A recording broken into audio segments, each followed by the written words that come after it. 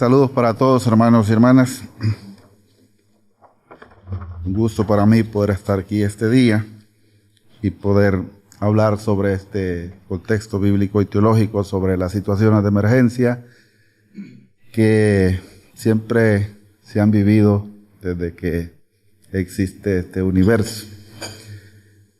Ciertamente de la naturaleza, todas nuestras emergencias emanan de la naturaleza que no podemos controlar nosotros. Esa naturaleza que fue establecida por Dios, que le puso leyes y que Él es el único que la puede controlar y dirigir. Así que primero quiero plantear eso precisamente, que de acuerdo a uno de los Salmos, el 135:7, que dice que Dios hace subir las nubes sobre el extremo de la tierra, que hace relámpagos para la lluvia y saca los vientos de sus depósitos.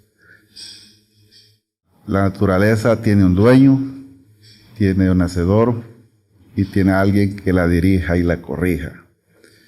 Cuando pasan situaciones a nuestro alrededor, que siempre achacamos a la naturaleza como si se mandase por sí misma, yo quiero recordarles esta mañana que la naturaleza la dirige Dios y que la naturaleza cumple con los propósitos divinos del Creador. Dios puede interrumpir el curso de la naturaleza siendo el creador y hacedor de sus leyes, así que no necesariamente es por la destrucción de bosques y emisiones de gases de efecto invernadero. La naturaleza ha sido un instrumento en las manos de Dios para llamarnos la atención cuando sus criaturas se desvían por caminos equivocados. El mundo estaba intacto, la naturaleza estaba intacta cuando ocurrió el diluvio universal. Ustedes saben, no había industria, no había nada de lo que puede contagiar la naturaleza como en nuestro tiempo, y sin embargo todos conocemos la historia, todos conocemos las consecuencias que trajo el diluvio universal. Está registrado en el capítulo número 7 del libro de Génesis. Hay un texto que aprendí yo recién llegado a la iglesia. Nos dejaban que memorizáramos algunos textos de memoria y a veces nos decían que el texto diga algo, una palabra. Recuerdo que dijeron, el texto tiene que decir hambre. Entonces yo me aprendí Génesis 43:1 que decía, y el hambre era grande en la tierra. No se me ha olvidado. Y al revisar el contexto de ese pasaje, capítulos antes y después de ese capítulo 43, nos damos cuenta que había habido una sequía que el Señor le reveló al faraón, por cierto, y a través de la interpretación de los sueños de José. José le dijo que Dios le había alumbrado a él, iluminado y revelado que iba a haber un periodo de sequía muy amplio, pero que antes del periodo de sequía amplio había un periodo de mucha abundancia. Entonces, la naturaleza casi intacta, pero Dios queriendo a través de la naturaleza llamar la atención de sus criaturas. Entender que el hambre no solo azotó a Egipto, sino a todos sus alrededores, porque la familia de Jacob vivía en Canaán y ellos también necesitaron ir hasta Egipto para suplir sus necesidades del hambre. Y todos conocemos cómo Dios se manifestó en este curso de la historia y en esta situación difícil. Reveló su poder, su gloria a través de esta situación de emergencia. La emergencia fue terrible, ¿no? Tanto que la gente vendió todo lo que tenía por salvar su vida, porque la vida es el primer derecho de cualquier ser humano. Antes de la vida no me asegure otras cosas. Es la vida primero lo que usted tiene que asegurar, y por la vida cualquier cosa el ser humano puede dar. Luego, en el primer libro de los Reyes, capítulo 17, encontramos a un hombre que por mandato de Dios dice, no va a llover hasta que yo diga. es el profeta Elías, queriendo llamar la atención al rey Acab y a todo Israel que se ha desviado de los caminos de Dios. Y no hubo lluvia, y otra vez el hambre azotó aquellas tierras hasta que el profeta oró nuevamente para que la lluvia cayera y la gente pudiese tener sus alimentos. Luego, en Ageo encontramos a Dios llamando la atención a los hijos de Israel nuevamente, porque se han dedicado a sus cosas y se han olvidado de Dios y de su templo, y dice, parece que sus cosechas están como en saco roto. Parece que siembran mucho y cosechan poco. Y Dios nuevamente está usando la naturaleza para llamar la atención de los hijos de Israel. Eso es en cuanto al Antiguo Testamento. Pero en el Nuevo Testamento nosotros encontramos, por ejemplo, en el capítulo 19 del libro de los Hechos, dice claramente que hubo un hambre en Jerusalén en tiempos de Claudio César. Claudio era emperador de Roma, y hubo un hambre que estaba azotando a Jerusalén y a sus alrededores. Y como tal, esta naturaleza que guiada por el Señor y que cumple sus propósitos, y que es como si fuese una disciplina para disciplinar a las naciones, a los pueblos, y cuando la disciplina es general, todos pasamos el riesgo. Niños, los cristianos, algunas veces no creemos que sobre nosotros no va a llover porque usted es un cristiano, y la verdad que llueve mucho. A veces creerá que porque usted es creyente, pues sobre su casa no va a pasar el ciclón, y también va a pasar.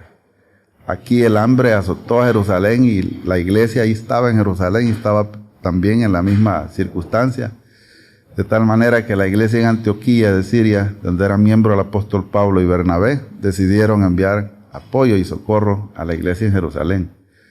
Tal como yo lo he dicho aquí, que para mí es el primer comité de emergencia que veo en el Nuevo Testamento, tratando de dar apoyo y ayuda a los hermanos de aquel tiempo. Ahí mismo en el Nuevo Testamento, en Gálatas, dice el apóstol Pablo que cuando él se encontró con los líderes de Jerusalén, con Pedro, con Jacobo y Juan, al despedirse le dijeron, estás haciendo muy bien las cosas, seguir predicando, pero te vamos a dar una encomienda más, y es que te acuerdes de los pobres. Porque en estas situaciones de emergencia, siempre los que llevan la peor parte es el que está en desventaja. Así que Pablo dice que les tomó en cuenta sus palabras, y dice él, eso ya nosotros también lo practicábamos. Ya tenían planeado también acordarse de los pobres. Por lo tanto, si eso ocurrió con la iglesia del Nuevo Testamento, eso significa que nosotros como iglesia debemos seguir implementando apoyo a la gente que están en desventaja y en peores condiciones que las nuestras. Una pequeña comparación con las cosas que han ocurrido en nuestros tiempos, teniendo casi la naturaleza intacta, para que se den cuenta que la naturaleza cumple los propósitos divinos de Dios. Yo no había nacido todavía, pero platicaba mucho con mi padre. Yo soy de la década de los 60, mi padre de la década del 20. Entonces él había pasado unas situaciones difíciles en el país. Me contó una que la corroboré con la historia. Y en la década de los 40 hubo una plaga de langostas en el país. Eran tantas las langostas que dicen que cuando se alzaban al cielo eran capaces de tapar el sol.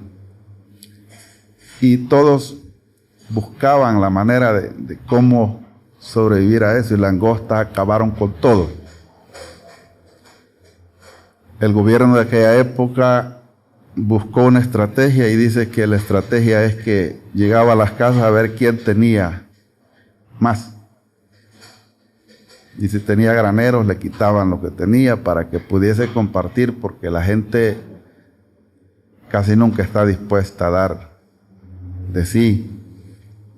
La mayor parte de gente da de lo que le sobra y siempre está pensando en su familia primero o en él y después puede compartir con los demás. Pero ese tiempo se hizo ley que llegaban las autoridades a las casas, el que tenía algún granero se lo vaciaban para poder ayudar al que no tenía. Luego en la década de los 70 yo ya tenía 10 o 12 años y recuerdo muy bien que todavía aquí la industria no era una cosa que fuerte en el país. El café, el algodón, era la industria de nuestro país. Eran dos cultivos que usted los podía encontrar por donde quiera. Y hubo una sequía enorme en la década de los 70. Puedo decirle, sin temor a equivocarme, unas calores peores que las que está sintiendo usted ahora. Yo me bañaba 2 veces para ver si podía dormir un poco. Y todavía, no me da pena decirlo, mi cama era de petate en ese tiempo. Yo soy de San Miguel, de mucha honra, y no tengo pena decir las condiciones de vida nuestra. Y tenía que mojar el petate y la cobija para ver si podía dormir un poco.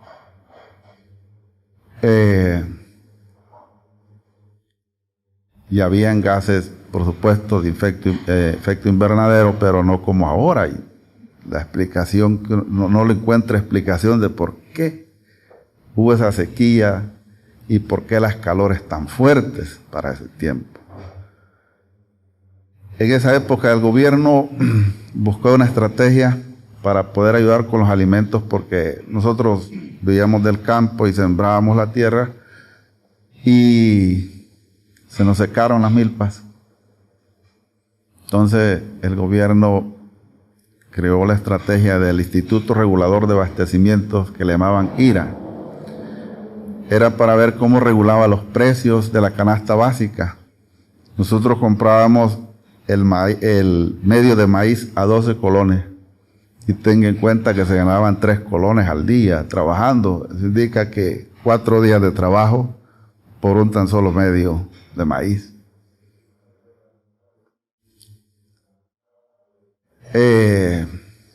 ¿Cómo hicimos para vivir en ese tiempo?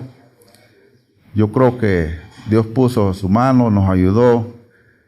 Ahora todo lo que usted come es sabroso y siente que con otros ingredientes es bueno, nosotros lo inventamos en la década de los 70. En ese tiempo es que se inventó comer la mora, el loroco, todos esos montes que ahora con otros ingredientes son buenos. La década de los 70 lo hicimos para ver cómo sobrevivían. Y lo comimos sin ningún ingrediente y eso no sabía a nada. Sin ningún ingrediente eso no es bueno. Cómase usted un poquito de mora sin ningún ingrediente. El sabor no es bueno, es amargo inclusive. En aquel tiempo había un árbol que le decían ujuste y inventamos comer ujuste. Y había que cocerlo con bastante ceniza. Y luego que estaba cocido se le ponía limón y sal. De verdad no era bueno, pero llenaba el estómago. Hoy de viejo me di cuenta que en Sonsonate hicieron una fábrica de galletas de ujuste porque encontraron que el ujuste tiene calcio y hierro y otras proteínas que no se encuentran en otros alimentos. Y Dios pues nos enseñó que el ujuste era bueno, pero nosotros no sabíamos en la década de los 70. Y debo decir que la década de los 70 fue una década de avivamiento para la iglesia evangélica en El Salvador. No habían muchos evangélicos hasta 1970. Yo no había oído ningún culto a mi alrededor. Solo oía decir de gente que me decía, hay gente que se tapa la cabeza, hay gente que se viste largo, hay gente que cantan, hay gente que saltan cuando están orando. Yo oí esas cosas de alguna gente. Pero en la década de los 70, en esta sequía, los hermanos les dio por predicar el evangelio y decir que Cristo ya venía y que en la Biblia decía que habían hambres y pestilencias. Y así llegó el evangelio a nuestros cantones en este periodo difícil. Dios usando la naturaleza para llamar la atención de sus criaturas. El caso particular de El Salvador. Bueno, antes de eso, la iglesia debe involucrarse y apoyar, como lo hizo la iglesia en el primer siglo. Deben de poner a la disposición de los más necesitados los recursos que Dios ha puesto en nuestras manos. Un pequeño recuento de nuestras iglesias que sobrevivieron a la pandemia y sobresalieron en la pandemia fueron las iglesias que dieron muestras de apoyo, no solo con palabras a los hermanos, sino con hechos. Y no solo a los hermanos, sino a sus comunidades. Perdonen que les traiga este ejemplo, pero nosotros lo hemos tenido que platicar entre líderes. Le pregunté a uno de nuestros líderes nacionales de iglesia evangélica y le dije, ¿cómo cuánto estimas que se te perdieron en tiempo de la pandemia?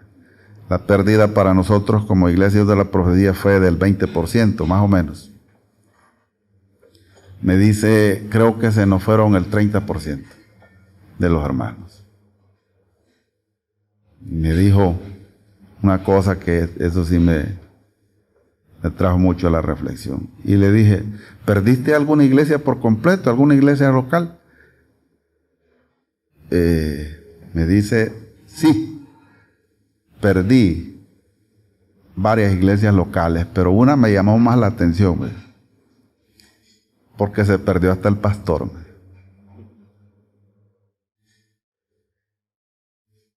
Cuando pasó la pandemia no teníamos iglesia, no teníamos pastor. El templo estaba totalmente cerrado.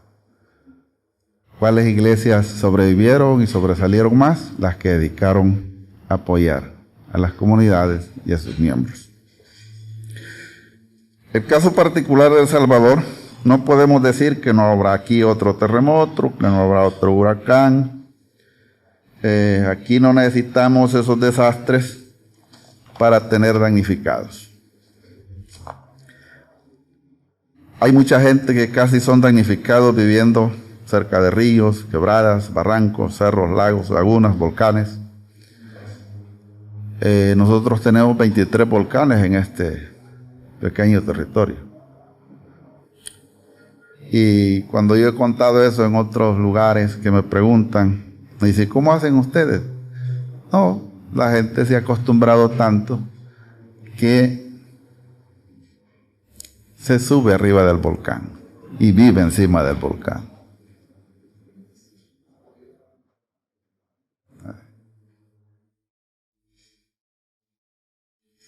Así vivimos aquí.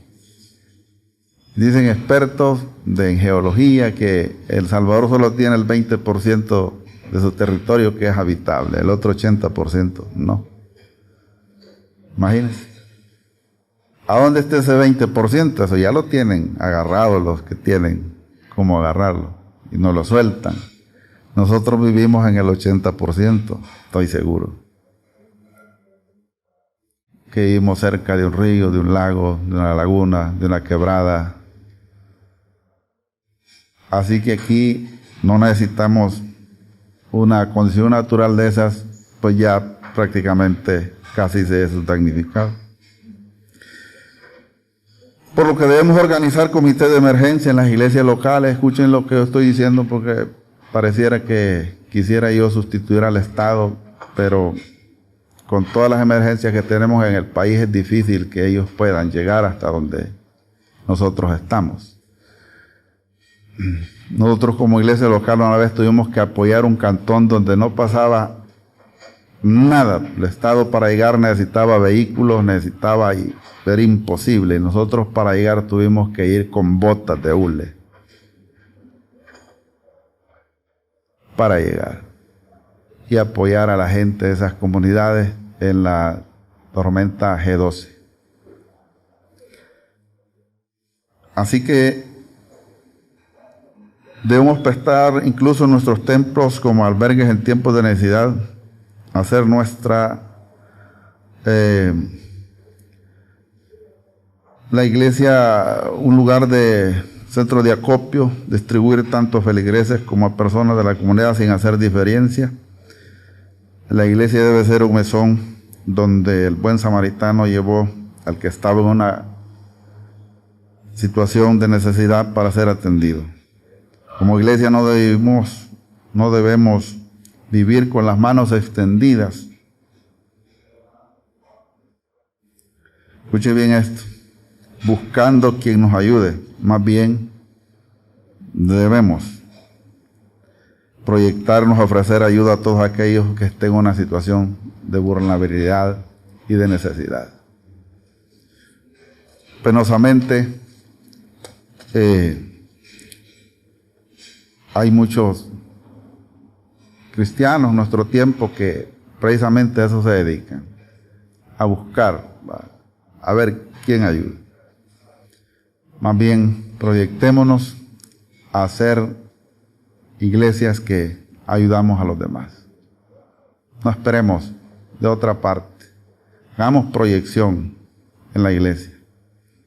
Tengamos una ofrenda de emergencia en la iglesia. Una ofrenda semanal para emergencias. Cuando hay abundancia, podemos hacer graneros y pensar para el tiempo en que pueda haber escasez.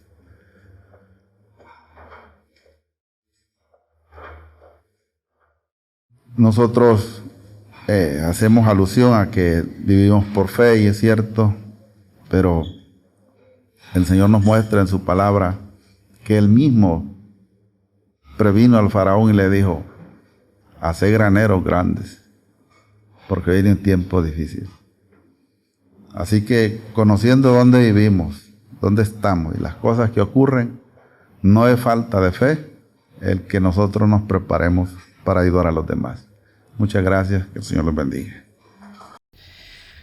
Buenos días a todos y todas. ¿Cómo están? ¿Bien? Por ahí escuché que nos levantaron temprano. No sé si eso era molestia o qué, pero no, es broma. Solo quiero primero agradecerles el espacio que nos están dando como World Vision para poder compartir este día con ustedes.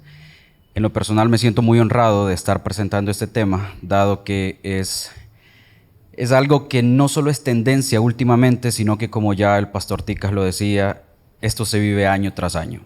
Año con año nos enteramos de que tenemos familias vulnerables, expuestas en sus viviendas con el agua al cuello.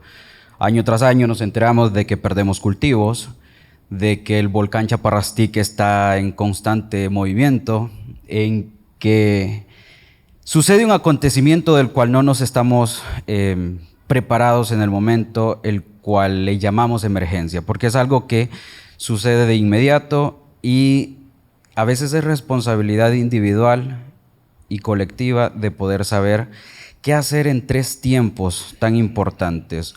Uno de ellos es el antes, el durante y el después. Y es por ello que vamos a conversar un poquito sobre este tema. Cómo podemos desde lo personal y como colectivo desde nuestros ministerios poder estar preparados ante cualquier incidente. Una emergencia no solo va a ser un tema de que el Chaparrastique hizo erupción o que el agua nos inundó. Una emergencia puede ser desde que doña María, cocinando en su casa el almuerzo, se cortó el dedo o la mano. Eso es una emergencia y no sabe qué hacer.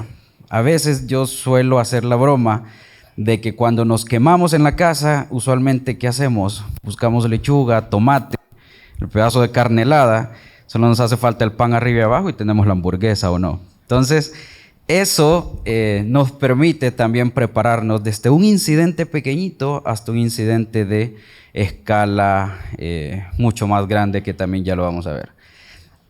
Antes de arrancar, quiero hacer alusión a lo que decía el pastor Ticas y esos inventos que se hicieron allá por los 70. Las pupusas del Oroco son lo máximo. Entonces, gracias por inventar el Oroco en ese entonces, o al menos de decir, vamos a meterle esto a la alimentación diaria. Sí. Ok, listo. Arrancamos entonces. Yo soy Kenneth Rivera. Si tienen alguna duda en su momento, yo sé que al final vamos a tener un espacio de preguntas y respuestas, pero si usted considera de que vale la pena interrumpirme, levante la mano y con todo el gusto del mundo podemos ir haciendo el espacio para subsanar. Ok, quiero arrancar con esto. Y ya el pastor Ticas lo mencionaba. Hay una cita que a mí me gusta en sentido que dice, y habrá grandes terremotos y en varios lugares hambres y pestilencias, y habrá espantos y grandes señales del cielo. Es algo de lo que acabamos también de escuchar con el pastor Ticas, como también desde tiempos remotos se nos viene induciendo a que estos cambios son constantes, y en mucho sentido nosotros las catástrofes o los peligros los catalogamos en tres, para que vayamos conociendo sobre el tema. 1, en peligrosidades naturales. 2, en peligrosidades tecnológicas. Y 3, en peligrosidades antrópicas. Una de las características de estas tres es que las naturales son las que comúnmente el planeta Tierra va a actuar por sí solo por ajuste. Movimiento de placas tectónicas, tenemos los terremotos, los sismos. No podemos evitar que el planeta haga sus ajustes internos. No podemos evitar que el chaparrastique no haga erupción. No podemos evitar que llueva en gran cantidad. Sin embargo, sí podemos evitar que haya muerte por inundación, muerte por deslaves, muerte por erupción volcánica y muerte por terremoto ante edificaciones que no estuvieron bien construidas. Las peligrosidades naturales siempre van a ser aquellas que el planeta Tierra va a tener por consideración propia, de las cuales no podemos tener incidencia hasta la mano del hombre. Mientras que las peligrosidades antrópicas y tecnológicas sí son a causa de la mano de hombre. Y cuando yo digo peligrosidades tecnológicas no me refiero a un tema, valga redundar, tecnológico desde nuestro teléfono celular, la computadora, la internet, etcétera, sino que va más allá en sentido cuando hay un involucramiento de derrames, de derrames de químicos, de contaminación biológica, etcétera. Y ya vamos a ir conociendo un poquito ejemplos sobre eso. Siguiente. Para arrancar quiero que reflexionemos sobre estas tres preguntas de las cuales mi presentación trata de ir enfocándose, para que podamos al final llevarnos una idea. Y esto quiero decirlos de que no es una capacitación sobre preparación para desastre, porque el tema es muy amplio. Yo he tratado de englobar aspectos muy relevantes e importantes para que nos quede esa curiosidad de poder regresar a nuestros lugares y de decir qué entiendo desde ahora por una emergencia de desastre.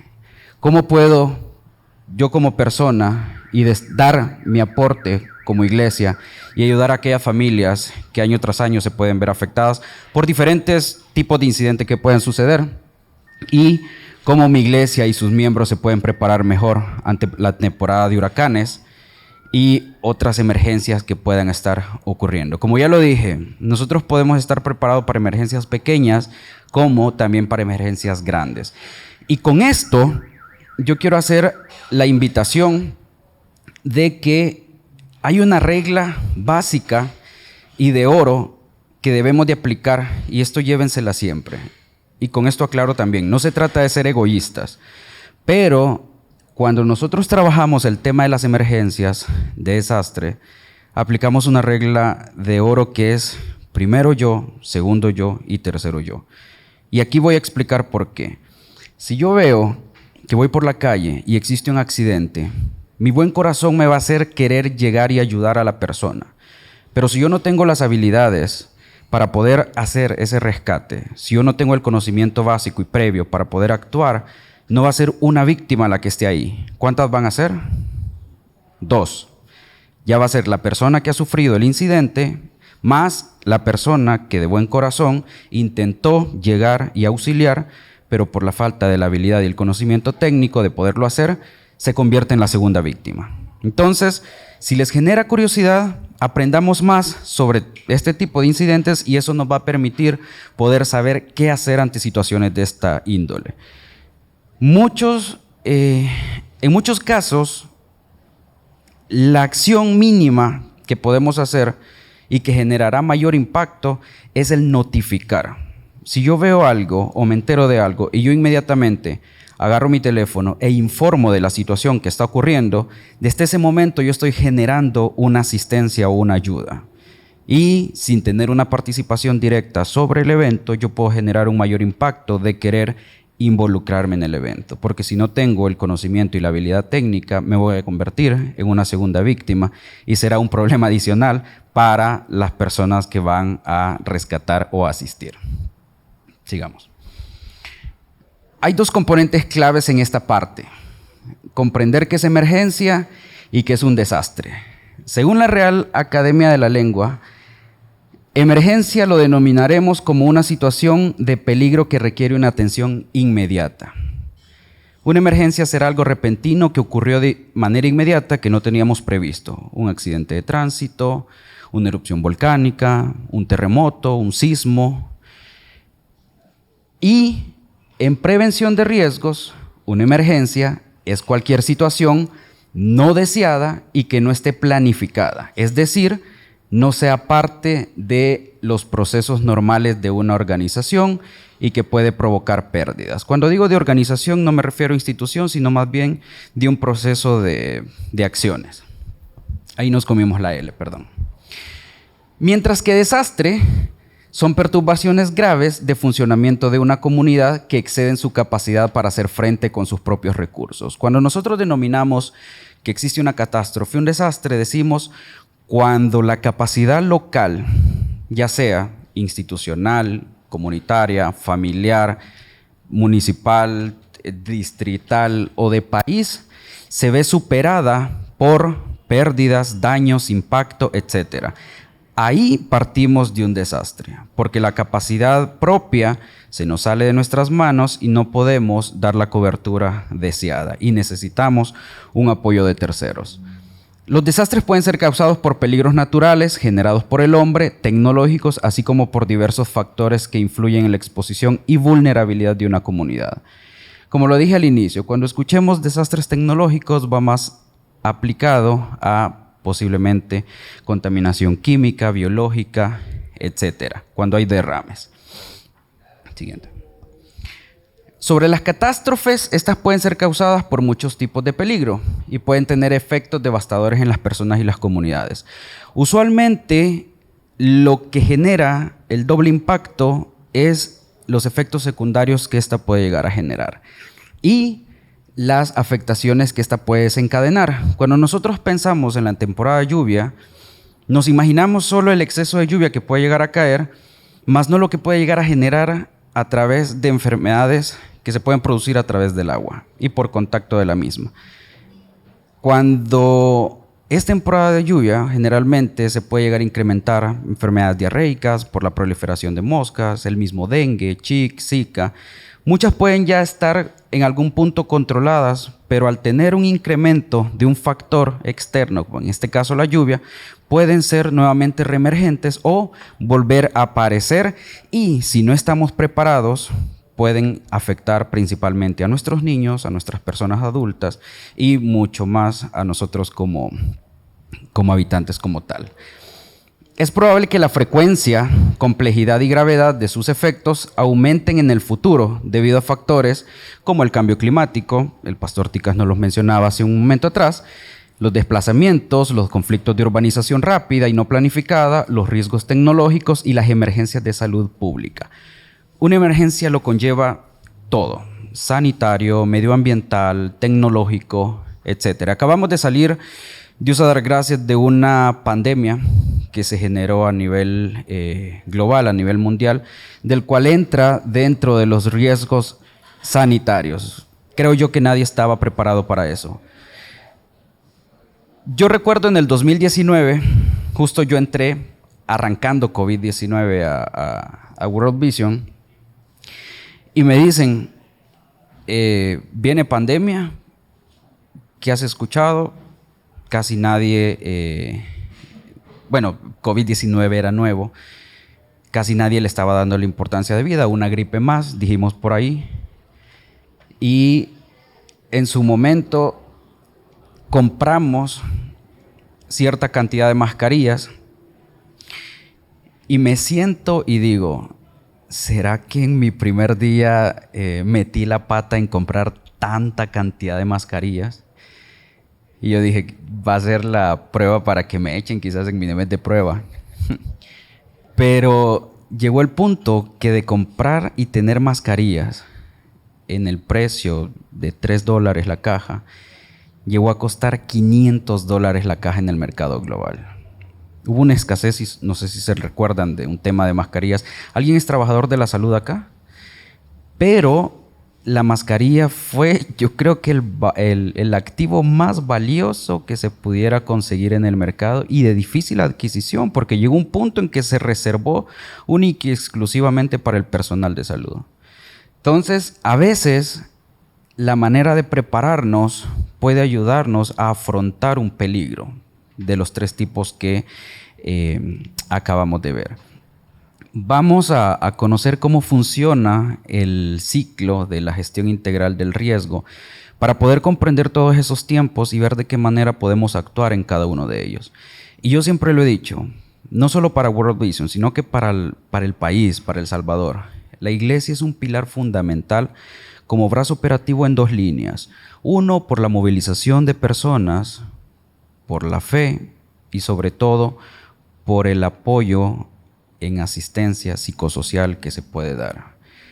A veces no necesitamos tanto la asistencia física o tangible, sino que es más bien los primeros auxilios psicológicos que nos van a devolver la calma para saber que después de la tempestad viene la serenidad, viene la tranquilidad. En mucho sentido, jugamos un rol muy importante en ese aspecto, porque la persona puede tener un trauma después de haber vivido un impacto. Sentarnos, escuchar y ayudarle a generar esa esperanza de que va a volver a restablecerse es lo que comúnmente denominamos resiliencia.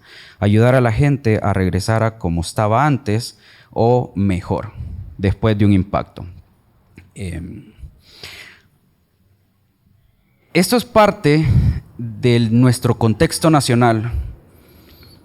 Y retomo también palabras de que el 87% del territorio, de acuerdo al último estudio de vulnerabilidad y fragilidad del Ministerio de Medio Ambiente y Recursos Naturales, nos decía que estamos en un territorio de alta exposición a riesgos.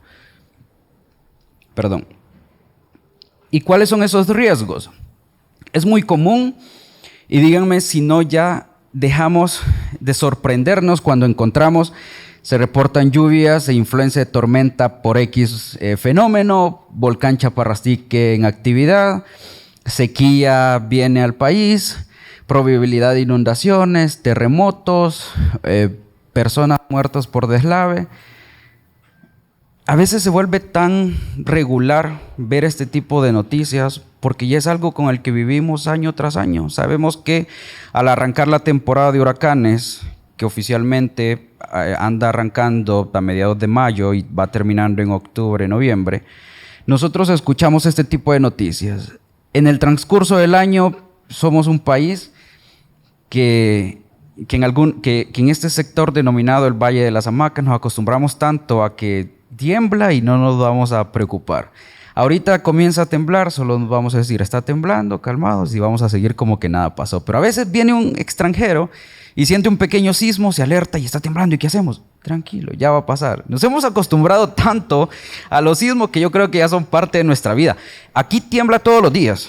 Les invito a ver el radar sismológico del Ministerio de Medio Ambiente, y ese radar yo creo que se mueve más que una bailarina el día viernes en la noche. Así de sencillo en la discoteca. Entonces, ese radar todos los días está activo. Todos los días está activo. Entonces, ¿qué hacer? Si podemos regresar al anterior, perdón. ¿Qué hacer en determinados de estos casos, si se fijan, allá tormenta, depresiones tropicales, erupción volcánica, sismos, deslaves, inundaciones, sequía, solo ahí cuento alrededor de 6 incidentes de origen natural que tenemos año tras año. Ahora sí, siguiente, por favor. ¿Y cuáles son aquellos que también pueden estar de origen antrópico, tecnológico, que también los tenemos año tras año? ¿Cuántos de ustedes, y yo creo que todos, hemos estado sufriendo por las olas de calor? Eso me genera ante acciones también, no solo de nosotros como salvadoreños, sino que también a nivel global, que modifiquemos las condiciones climatológicas. Y en algún punto hemos tenido acciones provocadas por la mano del hombre, como los incendios forestales. Este año superamos, de acuerdo a fuentes oficiales de Protección Civil y Medio Ambiente, la cifra de incendios forestales que teníamos de enero a marzo en nuestra época inicial del año seca, de mayor puntos de calor, que las que tuvimos el año pasado. Si mal no recuerdo, lo superábamos por más de los 2.500 incendios a nivel de país. Esto nos ha permitido pensar, o sea, cómo también transformamos a través de nuestros liderazgos, cómo difundimos mensajes de buenas prácticas para evitar que acciones como estas, que son generadas por la mano del hombre, podemos también disminuirlas. Hay algunos ejemplos también de procesos tecnológicos: fuerte explosión en venta de gas en la Sacamil, deja 3 muertos y 12 lesionados. No sé si se recuerdan cuando estalló esta casa donde vendían cilindros de gas en la Sacamil. Ese es un tema de accidente tecnológico. Lo de las fábricas Record, los incendios infraestructurales, de la contaminación por melaza en el río. Entonces son procesos que generalmente están ligados a desastres o incidentes y que han sido generados por la mano del hombre. Entonces, ¿de qué manera nos podemos también preparar? Y hagámonos una pregunta: ¿cómo puedo prepararme para evitar un incendio en mi iglesia? Partiendo de ahí, ¿qué debo de hacer? ¿Será que tengo mapeado aquellas zonas de riesgo que me puedan incidir? Un cable mal puesto, una conexión sobresaturada, una revisión de todo mi sistema eléctrico. ¿Qué puedo hacer yo para garantizar que no me vaya a afectar la temporada de lluvia? Mi techo lo tengo bien, en buen estado, mis canaletas están limpias. Y no solo en nuestros ministerios, sino más bien en nuestras viviendas. En fin. Sí. Cuando nosotros hablamos del tema de emergencias, de desastres, hay un ciclo que yo lo he tropicalizado para la jornada de ahorita, donde hablamos de cómo funciona la emergencia de desastre en general.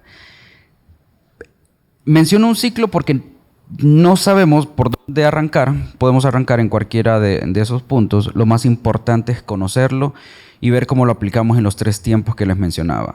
Saber qué hacer, con quién hacerlo, cómo hacerlo, en el antes, durante y después. Partiendo de arriba, ¿cómo preparamos o cómo nos preparamos como iglesia para la crisis? Lo importante es conocer aquellos incidentes de los cuales históricamente hemos estado relacionados, ya sea como ministerio, como país, como familias, etc. La prevención y la preparación son 2 componentes de los que vemos allá a la izquierda, previniendo riesgos de desastre, y la preparación es lo que nos va a permitir a nosotros saber qué hacer, con quién coordinar, cómo hacer al momento del choque, para saber cómo actuar durante la situación de emergencia de desastre. ¿Cuáles son las instituciones de referencia técnica con quien yo debo de coordinar o saber? ¿Cuáles son esas páginas o esa información oficial que yo debo de conocer para poder difundir? No es porque estaba viendo ahora en la mañana el Facebook y vi que me inventaré un nombre. Pajarito SB dice: lluvia torrencial viene ahora. O sea, voy a difundir. No. ¿Cómo saber qué información también es válida para poder difundirla y poder, 2 cosas: hacer conciencia en mis miembros, en mi familia, en mi comunidad, para que estos puedan prepararse y alertarse, y sobre todo, lo más importante, para no generar pánico innecesario. Porque si yo difundo una información que no sea verídica, oficial y comprobada técnicamente, yo le voy a estar generando un pánico a la persona porque posiblemente ella no esté preparada. Entonces, posiblemente Pajarito lo leyó de tiendita SB y tiendita lo leyó de caballito SB y así fue la cadena y al final el Ministerio de Medio Ambiente lanza los anuncios que se han estado difundiendo son falsos. No sé si han visto a veces que sacan esos anuncios, la fuente de gobierno, etcétera, lo que se está difundiendo es falso. Entonces, es importante también a dónde buscamos, qué leemos para poder difundir la información.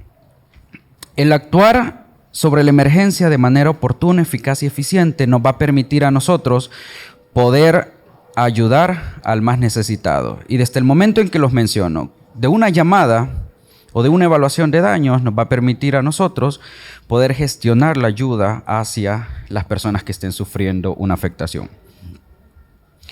Posterior a la emergencia, hay dos componentes bastante interesantes, que es recuperarnos de una manera eficaz, eficiente y oportuna ante la crisis y mitigar los riesgos. ¿De qué manera nos recuperamos? Lo que importa después de la crisis es conocer cuál es el nivel de brecha de necesidad que se generó teniendo el punto de partida de la crisis a el punto de finalización. Si yo sé que aquí tenía una comunidad con 20 letrinas funcionando, 2 iglesias activas y funcionando, y acá, pasado el terremoto, pasada la inundación, tengo una comunidad menos 20 letrinas, tengo una comunidad con sus 2 iglesias, con 50 familias cada una albergadas, ese ya es una evaluación para saber qué es lo que yo debo de hacer de poder recuperar en mi fase posterior al impacto. Sé que tengo un problema de agua y saneamiento, sé que tengo un problema de hacinamiento, sé que tengo un problema de seguridad alimentaria en mis 2 iglesias. ¿Cómo hago para tener comida? ¿Cómo hago para tener abrigo? ¿Cómo hago para tener ese refugio digno? Lo que la persona pierde y lo que buscamos los humanitarios durante y posterior al desastre es devolver la dignidad de la persona. ¿Cómo garantizamos que esta persona se sienta digna en saber que está saliendo de ese trauma, de esa crisis que acaba de sufrir? Y en mucho sentido, por eso les mencionaba la importancia de los primeros auxilios psicológicos y de la fe cristiana. Porque muchas de estas personas o familias pierden miembros de sus familias, fallecidos, heridos, etcétera, y eso puede generar también daños adicionales. Como lo menciono acá, la preparación y la prevención es la clave para estar sabedores cómo responder ante una crisis y emergencia por desastre. ¿Cuáles son esas medidas de preparación para la acción? En primer lugar, lo importante, cuando nosotros estamos sabedores de que estábamos cenando, vimos Tele2, el noticiero, sin hacer propaganda, el que mejor usted considere, que nos dijeron: se acerca una onda tropical, se acerca una depresión tropical, se acerca un huracán, tenemos probabilidades del tanto por ciento de que llegará la tormenta Katia, etcétera. Nadie se llama Katia, ¿verdad? Entonces, si hay alguien que se llama Katia, lo cambiamos. La tormenta Nora, tampoco nadie Nora, ¿eh? No, es broma. Entonces, se acerca la tormenta X y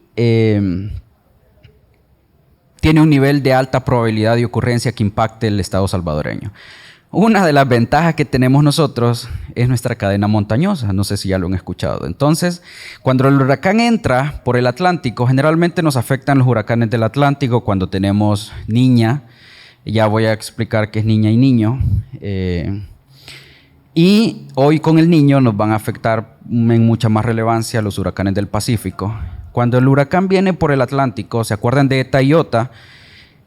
Afectan bastante Costa Rica, Honduras, Nicaragua. Cuando ya vienen por nosotros, nuestra cadena montañosa, y Dios a dar gracias nos ayuda para que los vientos se debiliten, y eso es bueno porque ya no nos llegan como huracán. Imagínense el grado de vulnerabilidad que tenemos y fragilidad, y que nos golpeara otro Mitch como huracán como tal, o que hemos visto cosas terribles en los últimos años, pero ha sido por la acumulación y la constante de lluvia que tenemos, no tanto por la intensidad del huracán que viene.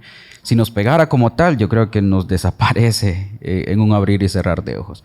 Entonces, el monitoreo de las condiciones climáticas y otras actividades naturales, antrópicas y coyunturales es importante para cuando estamos en esa fase de preparación, porque yo sé que en este año voy a tener tantas tormentas o tantos huracanes que me pueden llegar a afectar. Y lo dice acá. La NOAA, quien es la oficina de los Estados Unidos que está dando seguimiento al tema climático y meteorológico global, nos anuncia que previo al comienzo de la temporada de huracanes de este 2023, de 14 a 17 tormentas tropicales, de 14 a 17 tormentas tropicales y de 5 a 9 huracanes, de los cuales 1 a 4 deben ser categoría 3 o más. Quiere decir que de 1 a 4 huracanes pueden llegar a generar estragos, como lo hizo Mitch, como lo hizo Eteyota, Amanda y Cristóbal. Se recuerdan que fueron los últimos que acaban de suceder. Y ante eso, el estar dando seguimiento a las predicciones climáticas nos puede ayudar a nosotros desde el simple hecho de notificar posterior a una reunión.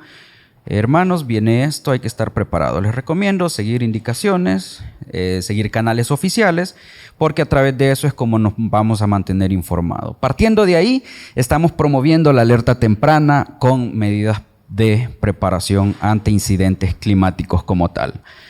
La elaboración de los PPD según amenaza recurrente para conocer nuestras capacidades y recursos. ¿Qué es PPD? Es los planes de preparación para desastre.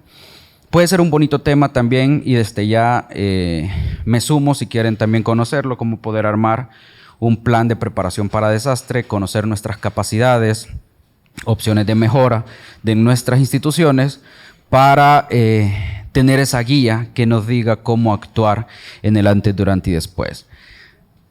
¿Para qué las capacidades y recursos? Porque son las que nos van a permitir saber de qué manera volvemos esos recursos en capacidad de respuesta. Y yo siempre pongo un ejemplo clave. Un ejemplo pequeño. Podemos tener ese proyector, esa pantalla y este micrófono. Y a mi persona. Pero si no combinamos este sistema, no vamos a poder tener esta jornada. Entonces, ese es un recurso, este es un recurso, este es un recurso, este es un recurso. Mi persona es un recurso. ¿Cómo hacemos combinar estos recursos para volverlo capacidad de respuesta? Entonces, esa es la manera en cómo podemos funcionar de acuerdo a nuestro plan de preparación de respuesta. ¿Cómo podemos aprovechar los recursos que tenemos para volverlos capacidad y apoyar a nuestro ministerio y sobre todo apoyar a las personas que pueden resultar afectadas de nuestro ministerio? Acciones de incidencia para la protección de la niñez y grupos vulnerables de nuestro ministerio. La niñez es la que más sufre en muchos sentidos en tiempo de emergencia, no obstante también en tiempo regular. Pero los niños desde el punto de vista en que escuchan un trueno fuerte, la lluvia caer fuerte, ver las noticias a veces se nos escapa y pueden colarse mientras uno está viendo las noticias. Eso se va marcando en ellos. Entonces, ver también de qué manera, cómo abordamos el trato con los niños sobre este tipo de eventos. ¿Y por qué incidencia? Porque debemos abogar por ellos a través de la difusión de mensajes basados en amor. Ejercicios de simulacro y simulaciones fácilmente podemos actuar y difundir sobre estos mensajes. Y no solo para saber cómo podemos evacuar la iglesia mientras una reunión y ante un terremoto o cualquier incidente, sino también cómo difundimos el mensaje de cómo la familia puede actuar ante diferentes escenarios que puedan llegar a ocurrir. Ya el pastor Ticas lo mencionaba. Tenemos viviendas a la par del río, tenemos vivienda a la par del volcán, a la par de la playa, de la ladera, etcétera. Y no es porque la familia quiera vivir ahí. Y algo muy importante de eso y lo que manejamos, por ahí dicen los desastrólogos, es que buscamos a veces tratar de adaptar a vivir con el riesgo. ¿Qué es vivir con el riesgo?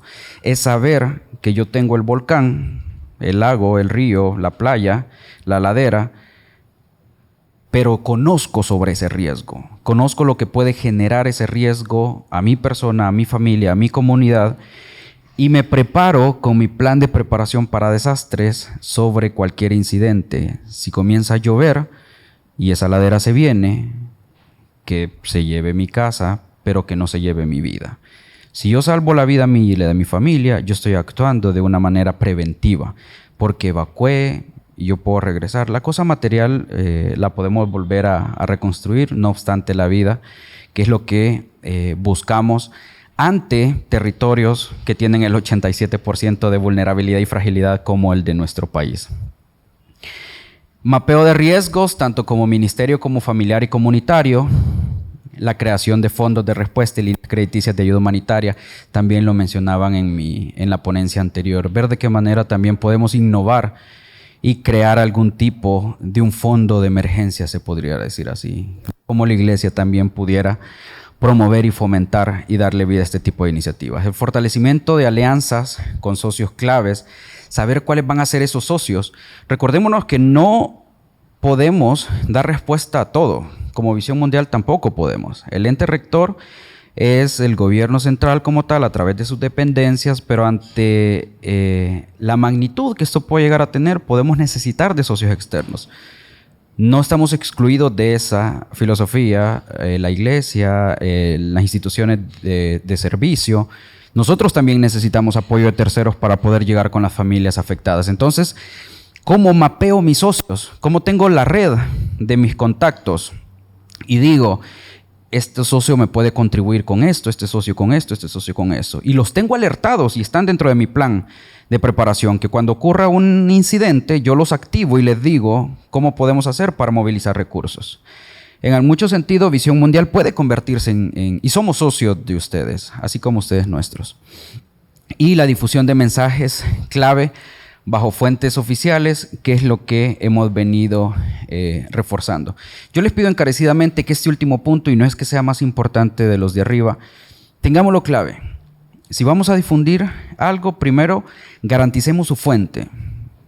¿De dónde viene? Y no es porque me lo pasó mi mamá, entonces yo confío en mi mamá. No, sino que vamos al hecho, ¿quién está generando esa fuente? Para evitar un daño adicional a lo que se puede llegar a tener en el público receptor. Y así. Proyecciones. Hay dos cosas muy importantes que este año climatológicamente están.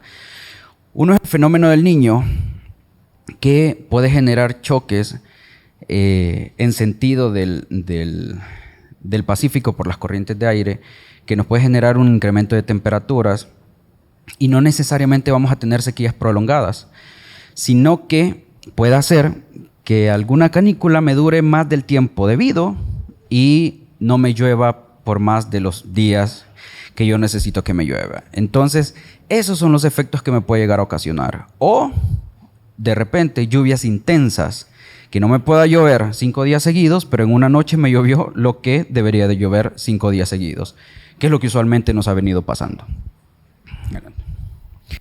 Y es lo que estamos hablando.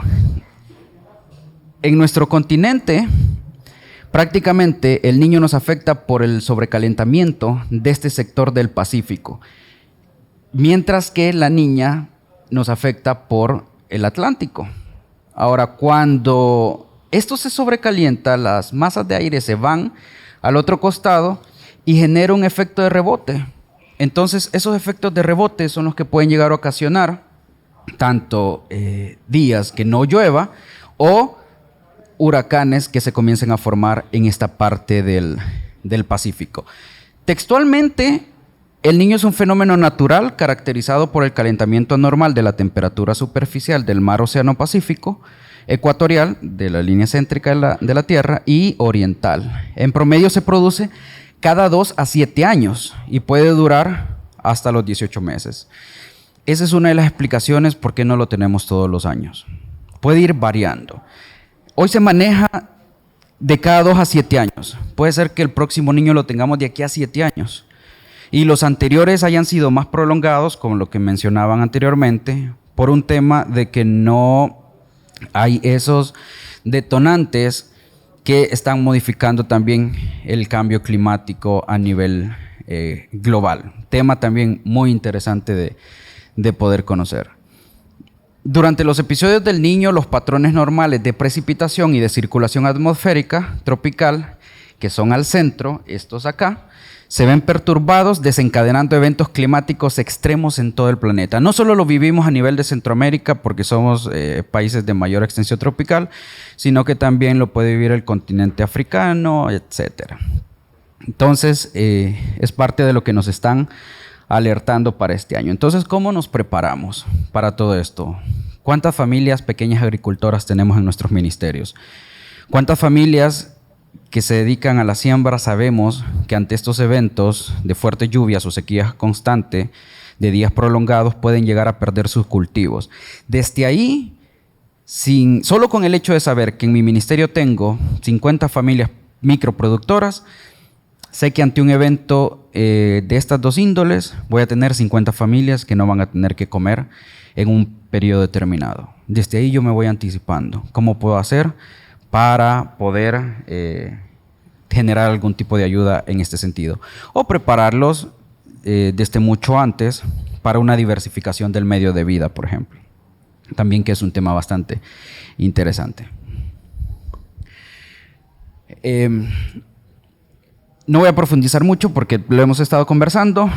Sequías e inundaciones es parte de lo que este tipo de fenómenos está produciendo. Y lo que decía al inicio, esto puede inducir esos efectos secundarios que a veces los descuidamos por enfocarnos en el efecto principal, en brotes de enfermedades, tanto personas como animales, inducidas la zoonosis, enfermedades transmitidas del animal al hombre, y las enfermedades transmitidas por los alimentos, así como las plagas en plantas e incendios forestales, que también es lo que estábamos conversando escuchando del pastor Ticas. Para poder determinar si ocurrirá o no este fenómeno, se hace un monitoreo constante al inicio del año y se va viendo cómo se van formando las capas de calor, y si llega a la constancia requerida, entonces los científicos dicen sí, este año tenemos la proyección de un alto porcentaje de niño o de niña. Entonces, desde el año pasado se venía monitoreando que las temperaturas venían incrementándose, que es un punto de indicador. Entonces, ya para este año se confirmó de enero a marzo, siendo en marzo el mes donde se confirma la llegada del niño a nuestro territorio, a nuestra región, especialmente a nuestro país. Ahora, ¿cuáles son las fuentes oficiales de las cuales yo les invito a estar atentos para difundir mensajes claves con cada uno de los miembros o con nuestras familias, con nuestras comunidades? En lo personal, yo recomiendo estos dos: Protección Civil y Ministerio de Medio Ambiente y Recursos Naturales. Ministerio de Medio Ambiente porque es el que genera la data técnica y científica de lo que climatológicamente, medioambientalmente está sucediendo y oceanográficamente. Ellos son los referentes técnicos para poder decir va a llover, no va a llover, está sucediendo esto, está sucediendo lo otro. Kenneth, pero y en el noticiero lo vi, don Moisés Urbina decía que mañana va a llover y no llovió. Don Moisés Urbina saca la información de acá. Y yo con esto no quiero decir que el pronóstico sea malo. Por eso se llama pronóstico, porque tiene una alta probabilidad de que suceda. Así como hay una alta probabilidad de que suceda, también hay una baja probabilidad a que no se dé. O una alta probabilidad a que no se dé. Entonces, lo más importante no es que me traje la sombrilla y no llovió y la anduve cargando. Lo más importante es que si hubiese llovido, usted no se hubiera mojado. Entonces, esa es parte de la preparación. Y Protección Civil, por la autoridad o por ser los rectores en materia de la reducción del riesgo, prevención de desastre y mitigación. Estas dos fuentes yo les recomiendo. @Protección Civil para Twitter y @Medio Ambiente SV para el Ministerio de Medio Ambiente. Ustedes también lo pueden buscar como ambos temas. Si ustedes ven que lo dice el noticiero, Canal 2, Canal 4, si viene de un noticiero, ustedes también lo pueden difundir. Lo importante es ver la fuente para poder decir esto sí lo puedo difundir porque sé que viene de autoridades oficiales. Durante la crisis, algunos consejos. Sigue indicaciones de las autoridades nacionales. O sea, no nos fiemos de lo que Caballito SB nos está diciendo, de lo que Pajarito, no. Sigamos las indicaciones del Ministerio de Medio Ambiente, Ministerio de Salud, Ministerio de Educación, fuentes oficiales que son los responsables de dar seguimiento a esto. Evalúe daños, tanto ministeriales como de sus miembros posiblemente afectados. La evaluación de daños es la que nos va a permitir a nosotros poder saber qué es lo que se ha visto afectado del punto A al punto B. Del punto A que se dio el impacto al punto B donde estamos haciendo la evaluación. Tenemos familias damnificadas, afectadas, albergadas, necesidades en temas de agua, saneamiento, necesidades de infraestructura. La evaluación nos va a hacer qué sufrió, qué tanto daño sufrió nuestro ministerio posterior a una erupción volcánica por cenizas, terremoto, inundación. La evaluación de daños nos permitirá. Otro punto bonito para discusión, cómo evaluar daños. Monitoreo el evento, evolución y notifique avances y el mismo cierre o finalización. Si yo sé que viene la tormenta, ver cómo va ese paso, qué tanto va monitoreándose. A veces, usualmente el huracán lo podemos ir viendo desde una probabilidad media a alta 5 o 6 días atrás cuando sucede. Entonces esos días podemos ir ya lanzando mensajes clave de familia. Si usted considera que tiene una gotera, procure desde ya ir viendo cómo la supera. Cositas pequeñas que nos pueden generar un gran impacto. Y asimismo notificar cuando ya tengamos el huracán encima. Yo sé que vamos a tener la tormenta visible, pero no está de más decir, estamos viviendo esto, protejamos a nuestros niños, no nos expongamos, no salgamos innecesariamente, etc. Y de igual manera informar si somos los responsables de nuestro comité de emergencia cuando el evento haya terminado, para no tener ese pensamiento de la familia que si todavía estamos o no, etc. Active redes de comunicación, canales de llamada, información, cualquier incidente ocurrido. Cuide su vida, no se exponga. O sea, si usted considera que el entorno no es seguro, no se exponga, que era lo que hablábamos al inicio. Actúe si posee habilidades o entrenamiento para la acción. No voy a ir a rescatar, a evacuar a personas si yo no tengo un curso de rescate en aguas rápidas o en aguas. Entonces, mejor llamo a las personas que son referentes del tema. Notifique de inmediato a las autoridades sobre el incidente ocurrido. Active sus capacidades y recursos identificados en la fase de preparación. Si yo en la fase de preparación sé que mi iglesia puede servir como este recurso, vehículos, etcétera, yo puedo ponerlos a disposición. Active su plan de respuesta previamente socializado y actualizado. Coordine con el Sistema Nacional de Protección Civil. La institución jugará como un albergue. Asegúrese que está claro del plan del albergue con su estructura organizativa. Maneje censos de los grupos vulnerables más expuestos y que puedan estar bajo una necesidad o albergados. El ejemplo claro que les mencionaba, tengo 50 familias microagricultoras. Sé que estas familias pueden llegar a convertirse en 50 familias con necesidad de seguridad alimentaria. El primero, el plan de respuesta, no solo detenerlo, lo elaboramos y listo. Ya lo tenemos listo, guardadito, ahí está seguro. No, difundámoslo para que también cada uno de nuestros miembros pueda saber qué hacer en caso de una determinada situación. Y hay una palabra que nosotros utilizamos que son los dollar handle, que es una activación para recaudar recursos. Ustedes desde las iglesias también pueden diseñar esta modalidad de kits. Ustedes diseñan un kit de agua y saneamiento que pueda llevar papel higiénico, champú, jabón, un kit muy sencillo y le dan el valor de $15, por ejemplo. Cuando sucede la emergencia, ustedes pueden fácilmente decir, vamos a recaudar fondos. Se hace la campaña, se notifica, se postea el kit, el valor, y cualquier persona que quiera apoyar puede donar esos 15 y en automático está ella o él comprando un kit de saneamiento para familias que están albergadas, para familias que están teniendo algún tipo de afectación. Como puede ser un kit de wash, de agua y saneamiento, o como puede ser también un kit de seguridad alimentaria. Recuerdo que no sé si fue 1 o 2 años atrás, con Alianza Evangélica sí hicimos 40 días por la niñez, creo que era $15 y era un kit de seguridad alimentaria, ¿cierto? Entonces, prácticamente son figuras de cómo podemos recaudar fondos en situaciones de emergencia. Y no necesariamente deberá de hacerse acá. Si tenemos socios externos, también aprovechemos esa inversión externa, ese asocio, para poder compartir este tipo de mecanismos de recaudación de fondos.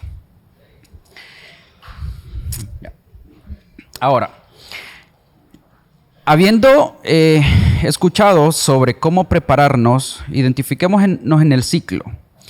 Cómo nos preparamos, cómo prevenimos, cómo actuamos y hoy cómo podemos también recuperarnos en este sentido. Pasada la emergencia, usualmente las respuestas, dependiendo cómo sean, podemos llegar a tener respuestas de 3 a 6 meses de impacto rápido, como una inundación, un terremoto, etc. Y después de este tiempo ya no lo denominamos respuesta al desastre, ya lo denominamos recuperación post-desastre.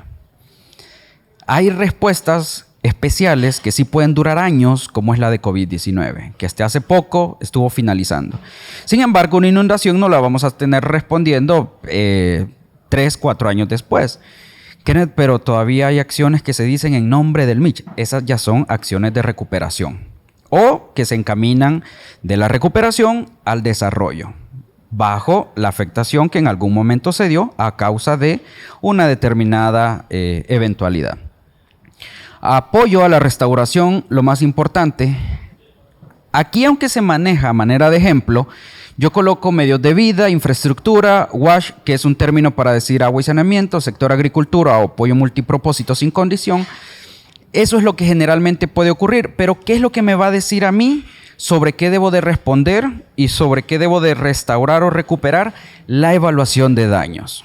Porque la evaluación de daños será la clave o el documento que me diga esto es lo que se generó posterior al desastre o a la emergencia. Tuviste afectaciones en cultivos, tuviste afectaciones en infraestructura, tuviste afectaciones en medios de vida, productividad, desempleo. Entonces tu recuperación debe de ir enfocada en devolver el acceso al agua, el acceso al alimento, devolver la infraestructura, etc.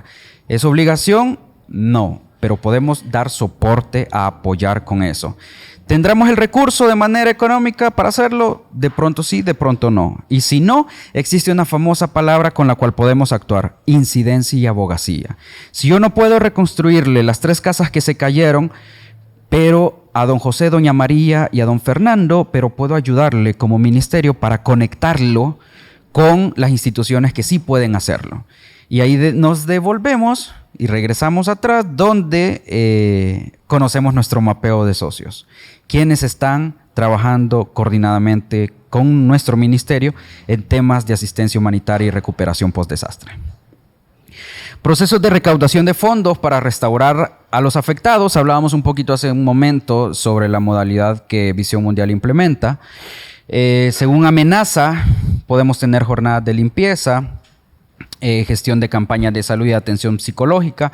Siempre mantengan que la atención psicológica debe ser clave y primordial para poder apoyar a la familia, al niño, a la niña, al joven, al adolescente que ha resultado víctima a través del trauma de lo que vio, de lo que vivió, etc. No es fácil sentirse una noche que tiene que salir a la 1 de la madrugada y ver a su camita, su televisor, su perrito bajo el agua y que él tiene que ser despojado de esa zona. Pensemos cómo nos sentiríamos en esa situación y es por ello que la atención psicológica debe ser uno de los puntos más importantes que se debe tocar con los afectados por desastre. Monitoreo de afectaciones por desastre y notificación de daños a instituciones referentes del tema. Esto es muy importante, lecciones aprendidas y buenas prácticas y la actualización. Las lecciones aprendidas y las buenas prácticas nos van a permitir a nosotros decir qué estuvo bueno y qué estuvo o qué se puede mejorar. No decimos qué fue lo malo, porque en la ayuda humanitaria podemos mejorar, no es que haya estado malo. Entonces, ¿qué cosas podemos mejorar de lo que hicimos?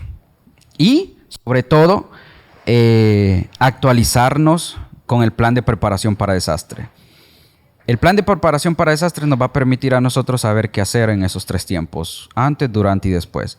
Y las lecciones aprendidas nos van a poder permitir corregir en el rumbo del camino si hay algo que podemos mejorar para una siguiente ocasión. Que levantamos la recaudación de fondos solo a nivel nacional y al momento de levantarnos hubo mucha mano amiga del extranjero que nos ayudó.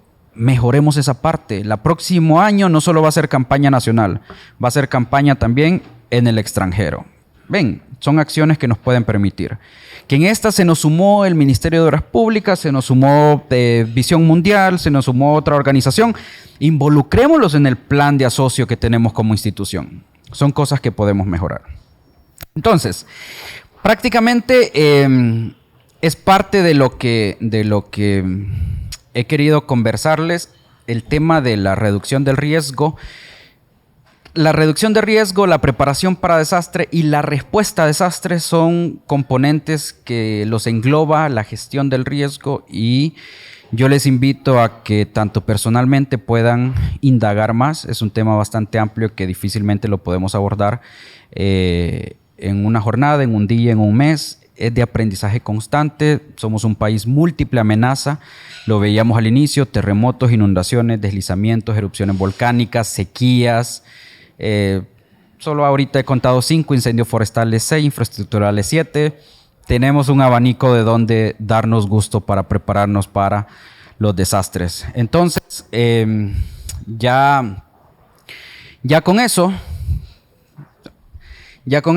quiero cerrar.